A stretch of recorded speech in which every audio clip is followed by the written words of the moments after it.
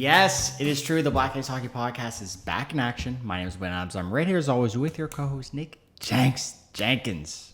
What's going on, man? What's happening, man? It's another day in paradise, but we are one day closer to golf season, so can't complain That too is much. true. That is true. Early April. What? We're a week out from Masters Week, the Oh greatest tournament in yes, golf. And yes. yeah, it's a great time to be alive right now. New setup, new room, as everybody can see. It's plain blank walls. That's just how I like it. New Nothing, studio. Welcome to the nothing. new Yeah, new studio. studio. Right. But yeah, that's kind of why we weren't on the pod last week. Just in the shuffle. Mr. Worldwide was doing Mr. Worldwide things. I was moving up and down and sideways, and just a lot of real life shit going on last week. So good to be back. A lot of hockey, I would say, fun things have happened in the NHL. I wouldn't say too much extra drama, but wild card push is in full effect. And the Western Conference is finally getting in on the action for it this time around instead of just having a cakewalk over there. So that's exciting to see. We'll dive into that, but first, Jenks, what's going on? Anything new happening in your EPA?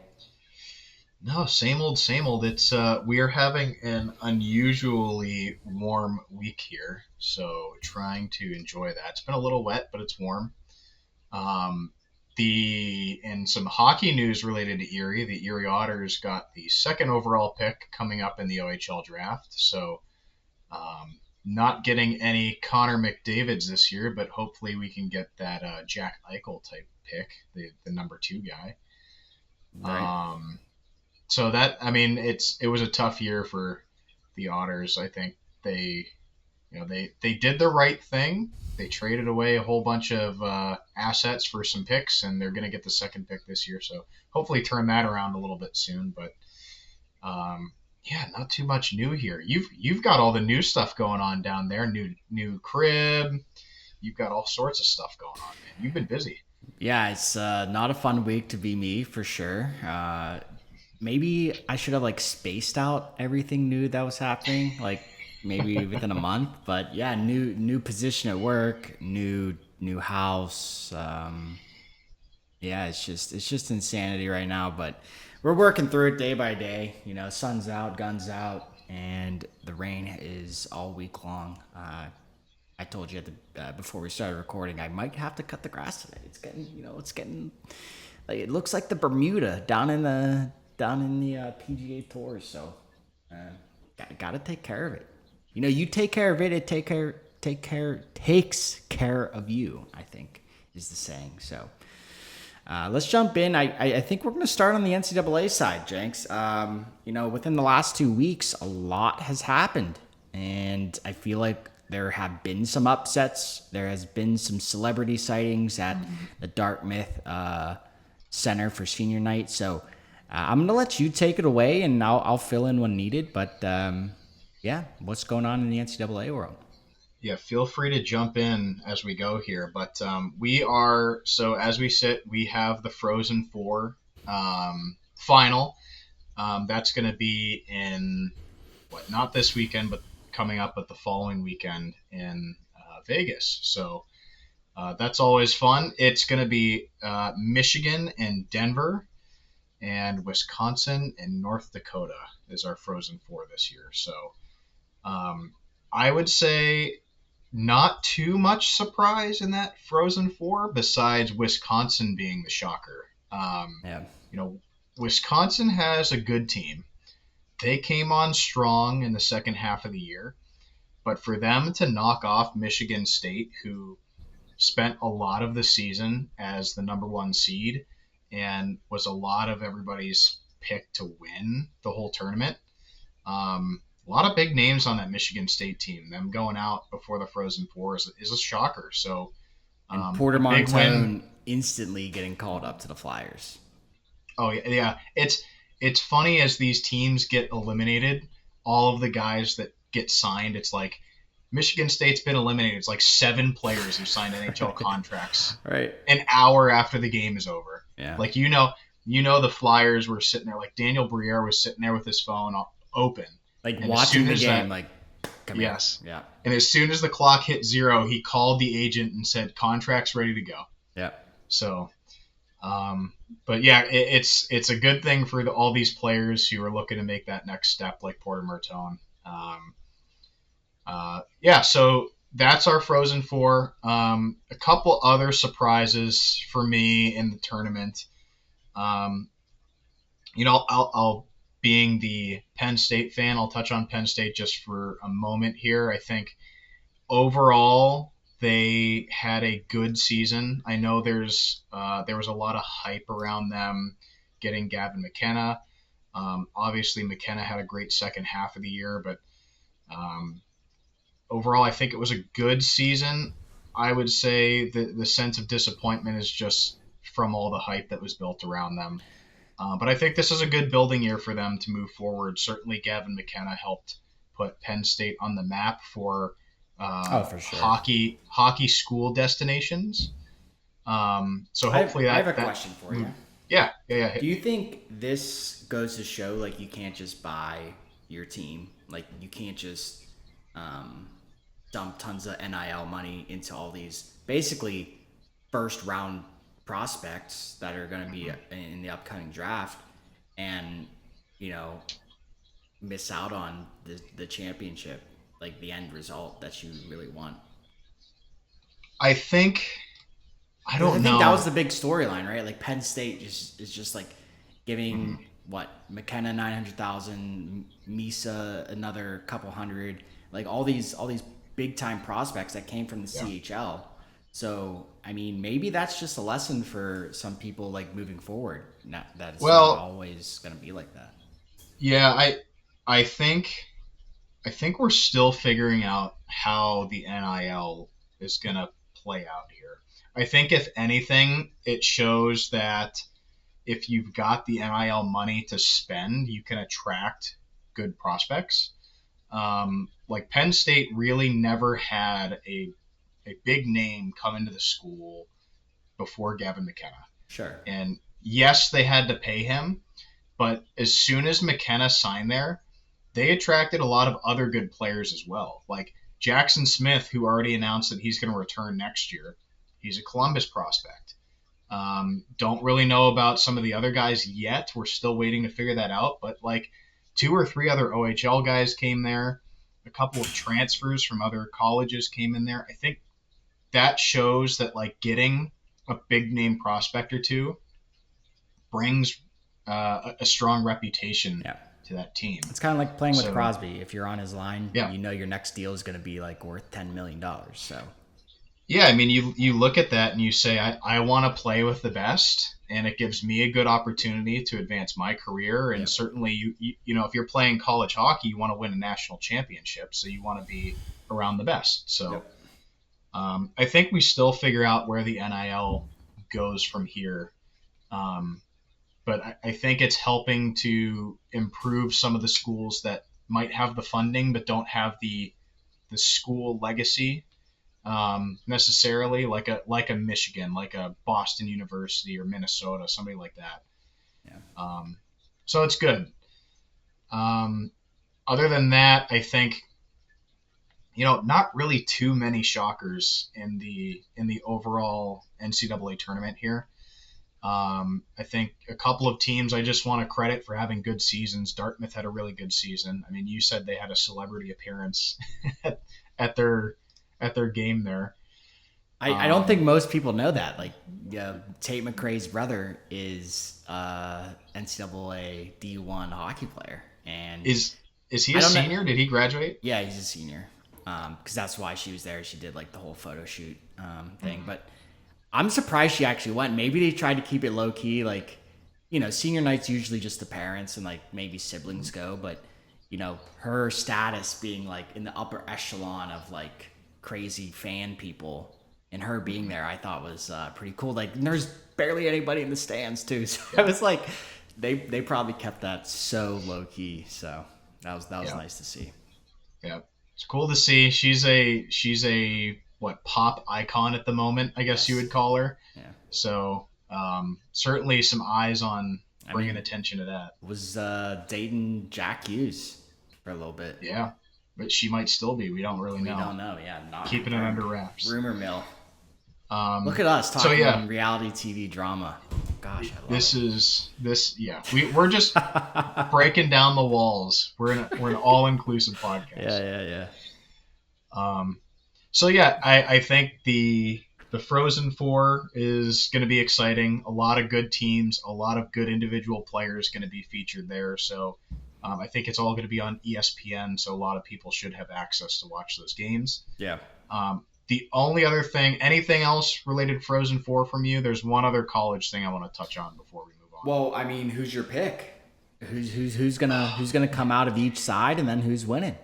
Dude, me as a fan, I don't care who wins as long as it's not Michigan. Right. Eh, eh, give me Sure. Denver, give me Denver, Wisconsin, Nodak. I don't care.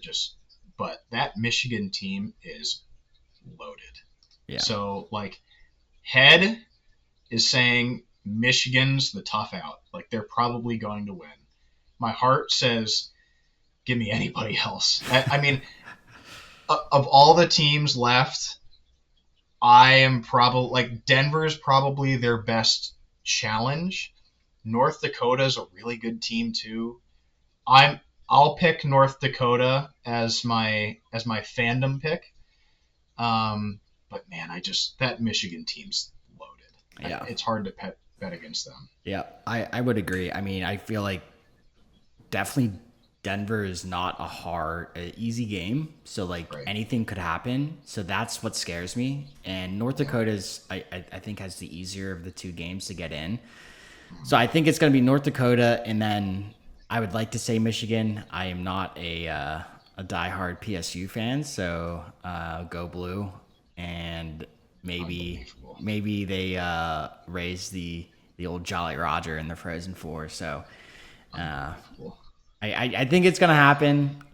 Although I do love North Dakota accents, all you people up there just are absolutely insane with your accents. So I freaking love it. But Yeah. yeah, good luck to all of them. I feel like Minnesota, Duluth, and Denver usually always, interchangeable within Oh that yeah. conference or whatever they call it, division that they play in. So good luck to all of them. What is it, the ninth? Oh, that's Master Weekend. Yeah. All Right. these, I mean, that's not great timing on their part, but Oh, it's phenomenal timing. You get golf during the day. The golfers are done. You turn on the TV. You get hockey. Boom. you think? Beautiful. Think that's Oh you yeah. think the bars are gonna switch it over? Oh, the bars are 100% going Right. to switch it over. Yeah. It's going to be the second biggest event of the weekend. All right. Fair enough. Fair enough. What's your last point on college hockey? Yeah, so I wanted to touch on we got some news last week from Mercyhurst, Oh yeah. a local school for me here in Erie, announced that they're going to be shutting down their Division One men's program. Over the years, we've seen this happen in a couple of places, and RMU. RMU is one, and I think RMU reinstated their team after a couple of years, and that's always great to see. I mean, we want to see the game growing. We want to see more schools getting Division One teams. We don't want to see schools stepping away from this. So I certainly understand there's finances involved with this, and you got to consider: are we making money with this, or does it make sense for our school financially? And Yeah. um, It just you sucks know, because they just redid the arena, so it's like if the finances are a problem, what? yeah, Why did we do that? it's it's interesting because the Mercyhurst has had such a good history with the women's team. I mean, there Yeah. was a long period of time where Mercyhurst was like top five every year in the women's, and they've gone through a tougher spell, and I think this year they had a good year, and they're on the track back up, and they're keeping the women's program, just to be clear. But It's so for what strange. for whatever reason, the leadership looked at this and said we got to cut the men's program. So, um, You hate to hear that. I know that it comes at the same time as Rick Gotkin, their head coach, retiring after 30 some years. I think it was like 38 years that he was the Right. head coach. Um, so I guess timing aligns with that, but you got to feel for the coach that was in waiting to take that team, the rest of the coaching staff, All the all of the recruits, like all the imagine staff, the players, the committing in recruits. Yeah, November, you know, like not yep, fielding any more college trips. Even yep, like I get it. Mercier's is not like the top team, but like not yep, going to like American University or not going yep, to all those lower end schools because of that. yeah. Like that would suck to me. Yeah. So obviously the response from the hockey community has been disappointment and how do we save this? So maybe there will be more information to come out. Maybe, some donors step in and help fund the program, or we'll see where it goes. But just some really unfortunate news for the Mercyhurst community, for the athletes, for the staff, Yeah. and for D1 hockey in general. Like I said, we want to see more schools getting teams, not less. So Yeah. And, to that note, I saw something on Twitter, X, whatever you want to call it, that Rhode Island is getting a team next year. mm-hmm. I Rhode saw that too. Island Yeah, University is getting a D1 hockey program. So, yeah, I mean, it's definitely sucks to see because, going to Erie, I think even like growing up, just like knowing that there's D1 possibilities locally, and yeah, most of those schools that are local to everybody try to at least pull one or two local mm-hmm. kids into the program. That way, you get the little hype factory in Pittsburgh, PA. When I was playing and going to college, a kid named Jake Coleman was on the team, and that was like the local legend for a while. Like he was like the best of our age group. Like is playing. So, it's just cool to see that some of these players locally like get a chance to step into the big ring, and it sucks to see, but that's why we don't get paid the big bucks. I couldn't do that big math. I could not do it. So, but yeah, jumping over to the NHL side of things, let's save the wild card stuff for last. Okay. Let's jump into some of like the drama items of the past couple weeks here, and I think I want to start off with the Gudas. This man has been in headlines ever since he's touched down in Italy. And, a few weeks ago, he ran over Matthews and put him out for the season. Now, a couple games go by, Gudas gets hurt. He's in a walking boot. I think it's like a ankle sprain or high ankle sprain or something like that. But this man, you got to tip your hat to him. He's like, you know what? I'm suiting up against the Toronto Maple Leafs because I did wrong. And I'm going to play hurt because I have to. I'm not scared of the Right. stupid Toronto Maple Leafs. So what is your take on this, Jenks? I feel like this is like such grown men thing to do. It's like craziness to even think about. Yeah. I mean, Gudas is one of those guys who gets a bad reputation because he plays such a physical game and he plays on that edge of like maybe too physical where sometimes things come off as dirty. But if there's one thing that he definitely is, it's he's not afraid of anybody and he owns up to this. Yeah. Like he misses a game injured, he's still in a walking boot, and they say, "Are you're going to miss the game against Toronto?" And he says, "No, no, no, I'm playing. I have to own up to what I did." And if you watch the fight, like he takes it off the opening face-off, takes the fight. He knows it's coming. He doesn't swing once. No. He's He like, could I. have He ruined said, Domi. "Oh yeah, he's one of the toughest guys in the NHL, and if he really wanted to swing him, he's gonna swing him." Yeah. But he says, "You know what? I didn't necessarily intentionally hurt Matthews, but I realized the result. It's on me. I'm gonna own up to it. I'm gonna take my beating, and I'm gonna take it like a man." And Yeah. that's what he did, and I give him a lot of credit for that. Yeah, the fight's weird because you're just like, why isn't Gudas throwing? Or maybe he's just like trying to find an angle to hit Max. Yeah, But I think once you like understand the storyline, like he definitely is not throwing because like right, imagine if he hurt freaking Domi, you know, like what if he right. knocked Domi out, you know, like fuck man, Oh my that'd been awful. So I think Could you imagine if he just teed off on Domi, knocks out I Domi, and then couldn't, he's like, "Oh my god, I have to fight again now." yeah, Like, like like right, somebody else like is gonna come at me. it just layers. I think he's going and thinking like I just want this to end, you know, like I just Yeah, want like yeah, this to be over with, and I think it is now, you know, like all of Canada's like we got Crosby's back, we got Matthews back, so I think it's okay now. yep, And then he stayed in the rest of the game, like he didn't come out after that and proceeded to get slashed in the ankle mhm, up over 20 times, and he was just getting beat, and he's probably going to go back on IR for 2 yeah. months. So it's insane to see. Good on him. I guess my question to you, Jenks, is Gudas a respectable man now? So he, like I said, he's just one of those guys who gets a reputation because he plays on that edge of Yeah, like physical versus dirty. Um, but I he does things like this too, where he owns up to when things happen. He owns up to it. He says, "Yeah, that's on me. My bad. I'm gonna face the punishment for it." yeah, So I think that's perfectly respectable. I don't certainly have any problem with that. You know, he plays the game the way he does, and when things go poorly, he owns up to it. So I think that's respectable. yeah. Yeah, and it's actually crazy because the guy's in menace, but jumping over to Yeah, another big ticket item, Trevor Zegras absolutely dominating in the shootout.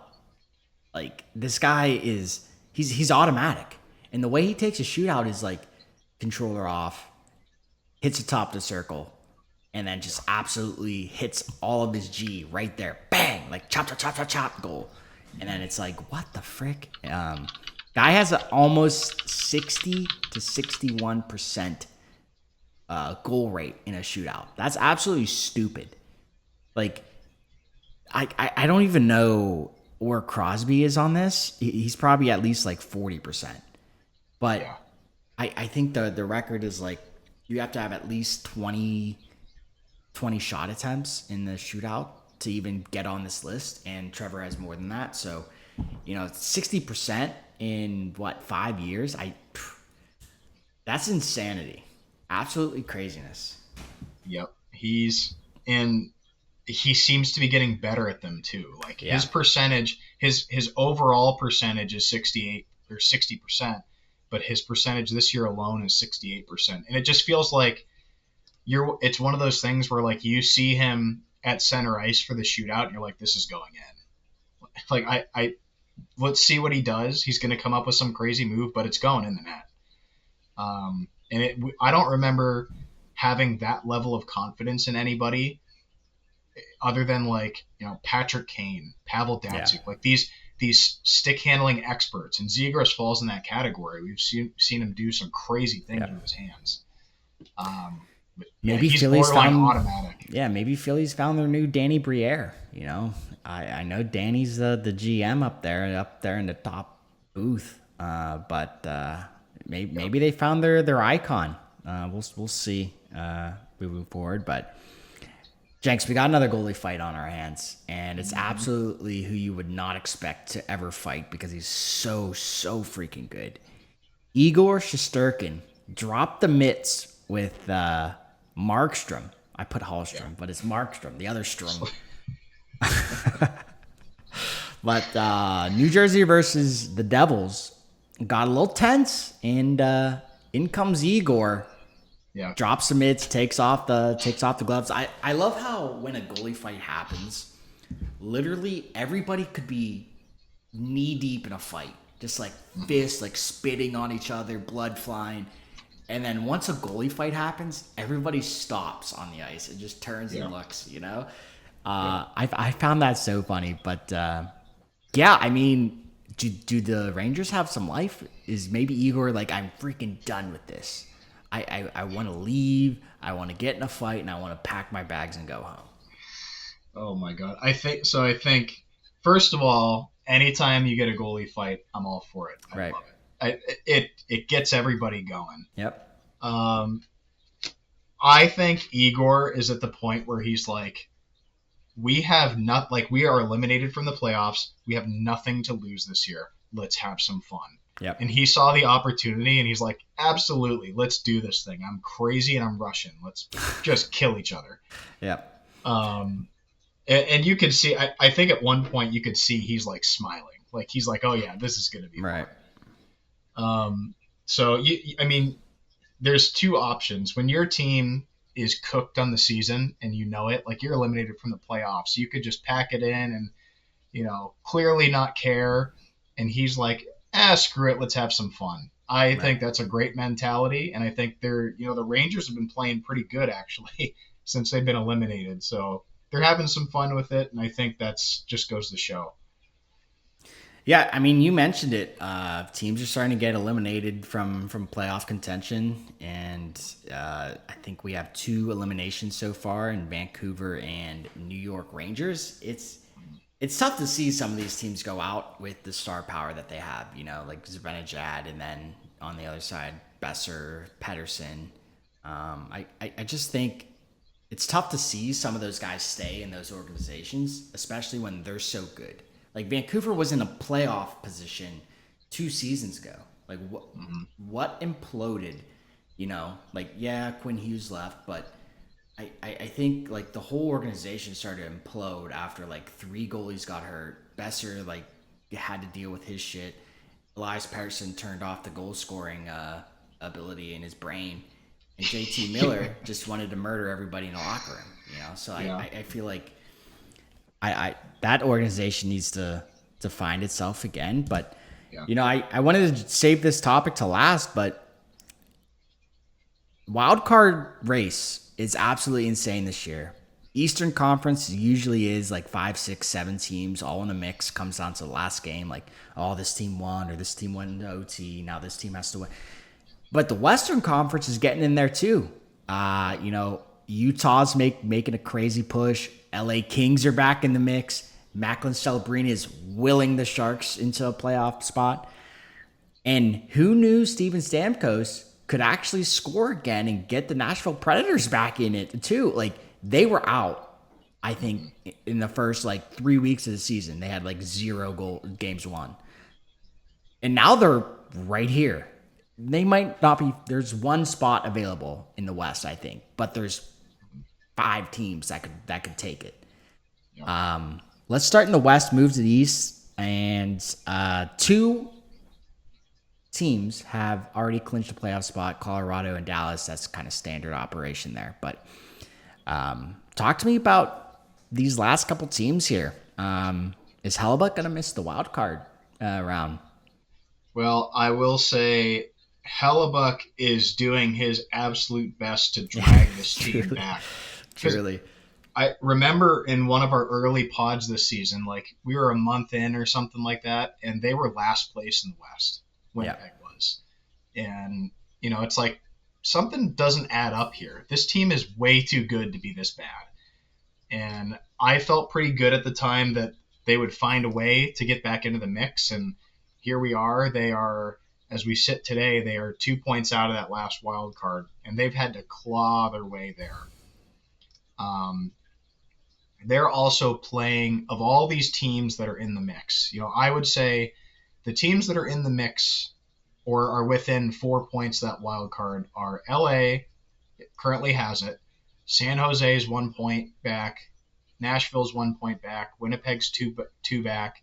Seattle's 3 back. And St. Louis is 4 back. I think their math is pretty bad. I don't think they actually have a chance at this, but who knows? Right. But of all those teams that I just named, Winnipeg is playing the best and most consistent right now. So with all of these teams having either 8 or 9 games left, if they can win 6 of their remaining 8 games and, a couple losses from those 3 teams above you, you got a chance. I mean, Yeah. this is too close to call right now because the stand as soon as we have all the games played tonight, the standings are going to change tomorrow. Somebody else is going to be in that spot. Right. Then we're going to have the Friday games, and it's all going to change again. This is true wild card madness Yeah, right this is here. pure playoff hockey at its finest. Like, Yep. actually, people are getting serious. They're laying mad hits. They're like finding new plays to work on. Goaltending is ramped up. But yeah, it's crazy to see the West like this for the first time in a long time. And Mm-hmm. I just want to touch on San Jose. I just think it's so crazy to see this team here. Like, they don't have anybody but Macklin Celebrini. Like, legit. Like, look at the stats. Yep. They have nobody on their team other than Macklin Celebrini. And I Yep. mean, what? Let's see. The closest person in points is 50 away. Yeah. Like, what? Like, are we dumb here? So, if anybody doubted, including me, Celebrini couldn't be a top end player in the league, you're wrong now. This guy Mm-hmm. needs to stay healthy, knock on wood. Maybe he came off Olympic break and was just like, I can't do this again. I can't have heartbreak. Like, I need to get in there. Um, but we'll see how that West ends up. I know you picked the Jets last time. Are you sticking with the Jets, finishing in that? There's one spot for 5 teams, Jenks. Are you still riding with the Jets? At this point in time, I just based on the way they're playing and nobody else can seem to get some consistency, I think the Jets squeak it out. I'm going All Jets get the right. wild card too. Yep. Okay. I think I'm rocking with San Jose too. I picked them last week. I think Macklin's going to finish strong. Will Smith, maybe he has a Hattie at the end of the season. I don't know. But somebody else other than Big Mac Attack needs to figure it out in Yeah. order to help him. But I'd consider this a big win for San Jose this season, though. Oh Like, yeah. even if they miss playoffs, like, you have your guy, right? Like, we Yep. found our guy, you have him. Now let's build around him. And I Mm-hmm. think that's maybe what some of these teams are going for. And seeing Connor Bedard miss out on yet another playoffs, I I don't know what Chicago needs because they have great young goaltending. I just don't know if they have that it factor. Like, Connor Bedard's good, but Mm-hmm. he needs like another 4 inches on his height, and I don't know when you're past 20 years old if you can grow 4 inches. So um, it's tough to say because he's so good, Yeah. but hopefully Chicago figures it out Yep. for him. All right, jumping over to the eastern side of things, Pens absolutely dominating some of the last games of the season here. What, they had 5 goals in 15 minutes against the Islanders. Pfft, Anthony Mantha, just an absolute fantasy stud per usual. The guy's lighting it up. He's gonna want $17 million, but we're gonna use every ounce of him this year. Yeah. What's your thoughts on the wild card in the East heating up? Yeah, the Pens are doing a very good job of securing their spot. I mean, that was a huge game against the Islanders, a Yeah, statement win. Um, as we're fighting for a spot in that division here. Um, so if hopefully they can keep it rolling, we'll be in the barn on Saturday this weekend. So can't wait for that. Um, but beyond that, I mean, it's tight here too. I think you could probably argue that Boston is in a safe spot in wild card one slash they could get work their way up if they keep winning and Montreal drops a couple, they could work their way up into uh, the Atlantic spot three. yeah. But they're hot right now. Both Montreal and Boston are hot right now, so they'll look to keep it rolling. Beyond that, I mean, the Islanders are currently Metro 3. Columbus is Which also a is Metro team, is only tough. one Yeah, point behind them. yeah. And then beyond that, it's Ottawa at 86 points, Detroit at 86 points, Philly at 86 points, Washington at 85 points. I think Washington's probably too far out of it. They've played the most games of all those teams, and they are the lowest. Philly has really struggled to get regulation wins this year. I just could they get hot and get in? Yes. Is it likely? Probably not. Detroit sucks right now. They can't get a win, Yeah. and they can't seem to get anything going. So is this another case where they flounder out and they miss the playoffs just because they finish weak? Maybe. But Ottawa is also struggling right now. They've got some key players out of the lineup. They're not getting very good goaltending.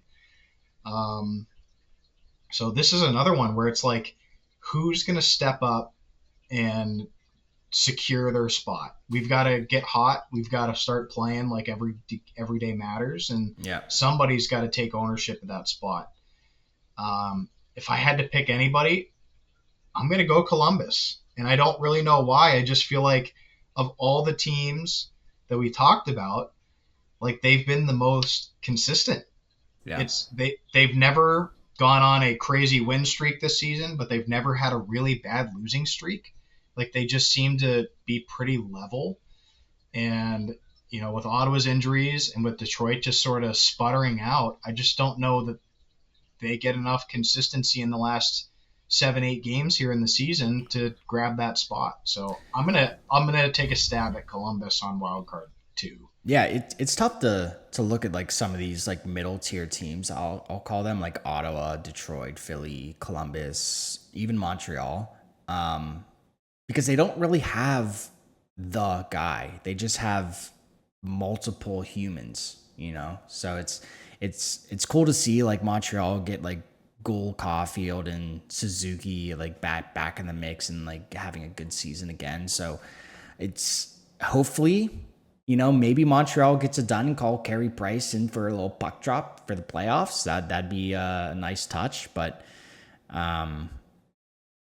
you picked Columbus and dogged on the Ottawa Senators, but I think Brady Tkachuk really is fueled this year. I think, yes, he's had some injury issues, and coming out of the Olympics, maybe he went on a little tirade with his brother, but him and his brother started a podcast, and maybe he's getting some notes from his brother, like, hey, this is how you take it to the next level.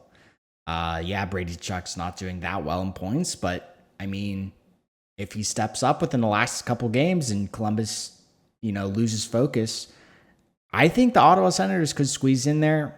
I don't know if Detroit to me has never had the star power ever to get in there. I mean, they have Mo Sider and or Mort Sider, and they have DeBrincat, Patty Kane, but they don't really have a guy out there as well. So, it's weird to see Buffalo being in the playoffs. That city's going to burn down. If they win one playoff game, it'll legit gonna burn down. And I hope to God they bring back the black and red jerseys for playoffs. Maybe make a statement, be like, hey, we're freaking back and here to stay. Tage Thompson, what an absolute human. Should be a Pittsburgh Penguin, but we'll keep him in Buffalo for now. But yeah, it's wild to see that all these teams that it was their year to lose. Everybody wrote off the Buffalo Sabres, Pittsburgh Penguins. Everybody wrote off San Jose, Anaheim. Anaheim was a seller like halfway through the season. All these teams, Utah moved from Phoenix. Like, it's kind of the year of the underdog in the NHL, I would say, Jenks. Mm-hmm. So, yep. We're seeing a big transition. Like, finally, all these teams that have been bottom feeders for so long, they've stacked up enough talent where they're like, okay, now we're finally breaking through. Anaheim's the perfect example. They have so much young talent on that team. stupid. It was like, yeah, it was just a matter of time before some of those guys got enough experience to be the veterans. And now we're here. They look really good. I don't know if anybody's ever been to an Anaheim Ducks game, but Leo Carlson is like 9 foot tall on ice. The guy is a monster and can score like Evgeny Malkin. So like, I mean, it's cool to see some of these like bits and pieces come together for these teams, like you said. So I'm pumped to see what's going to be the NHL in the next couple of years. But Jumping to the best segment of the podcast, writing on the wall picks. Saturday, April 4th. You said it, Jenks. We're gonna be in the barn for the Penguins Panthers game. So I'm gonna open it up with you. What is your writing on the wall pick? So, were you planning on? I'm just going to ask you this because I have two picks, so I'll divert if I have to. Were you planning on picking the Pens and Panthers game as yours? I was not. Okay. All right. Perfect. Love it. I'm taking that game then. Okay. Okay. I love nothing more than being in the barn and putting just a little fun coupon on the game Just when a you're there fun in person. coupon. Just a fun coupon. We're not getting crazy with it. I'm Okay. not, we're not talking a mortgage payment or anything. Just a fun coupon. Okay. We're going to be in the barn. This game, as we've talked through the playoff picture, this game means nothing for Florida. They've shut down half their lineup. Barkov ain't coming back. Marchand's out. Lundell's out. There's like 8 guys that they're sitting out for the rest of the year, okay? All they got left is Sergei Bobrovsky, who is single-handedly sinking my fantasy team in the championship. Okay, Right. I'm in the championship, and that dude sucks this year. He's killing me. And banging bodies, Matthew Tkachuk. Okay, Right. That's all they have left. This game's so important for the Pens. Crosby's back in the lineup. We had a little panic attack there. We thought he was going to be out again. Small panic attack. Small panic attack. Sid's back. Full Pens. Full send. Full Pens. Home Saturday, 5 p.m. Watch it. Let's go Pens. Let's go Pens. Yeah, it's weird to see how some of these teams that are like eliminated play the rest of the season. It's always interesting. Yeah. I'm gonna go with the Avalanche Stars. This is a game that I think both teams will be wanting to make a statement because they're probably gonna end up playing in that second round matchup, so see who goes to the conference finals. And I think maybe you want to instill a little fear, like, hey, I'm gonna put up 8 goals against you. Yep. And that way, like, every time you think about it when we're in the first round, like, hey, we got to get by, and then we got to play this team that just beat us by 8. So I think that's my mindset going into this game, and that's why I wanted to pick this game. Nathan McKinnon doing Nathan McKinnon things. I mean, this guy's an absolute freak. Cale Makar, absolute stud again. I've always liked Dallas in the recent years. Somehow they figure it out. Somehow they just find these outlier players, and they come in and they put up like 90 points. And that's where I'm going. I'm going Dallas over Colorado. You said it, before we started recording. Vancouver absolutely smoked Colorado. Maybe Colorado's slipping focus a little bit. They got a little comfortable, and Dallas is going to wake them up, be like, hey, don't be comfy. We're right here. We're in the shadows. We're in the corner of the closet, just peeking through like the little slots for air. We're watching. We're always here. Responsibly, of course. Half a fun coupon on Dallas. You got me convinced on that. I'm doing a little parlay action on Wow. Saturday. Okay. I'm just saying it's a great matchup. 3:00 too. It is. I love it. We'll probably be together to catch some of that game. Yeah. And then we'll go into the Pens game and have a couple of wobbly waters and have a good day. Yeah, we will. You can't go to a Pens game and not have a wobbly water. Well, absolutely not. I don't care. Right. They're probably $40 a wobbly water out of it. Yeah, they are. It's fucking stupid. All right. Any last words for the people, Jenks? No, just it's take a couple weeks off. Life happens, and every chance we just get to talk about hockey is always fun. And really looking forward to seeing some live action hockey with you this weekend. Yeah, it's gonna be fun. Hopefully there's nothing good that's happening in my life in the next couple of weeks, so I can do this freaking podcast, dude. I freaking hate it. It's so much craziness. Yeah. But yeah, guys, it's gonna be a wild end to the season, and make sure to follow us on Black Aces Podcast and YouTube, Instagram, Spotify, and I'm your co-host Blaine Adams, and right here as always with your co-host Nick Jenks Jenkins. We're out of here. Later.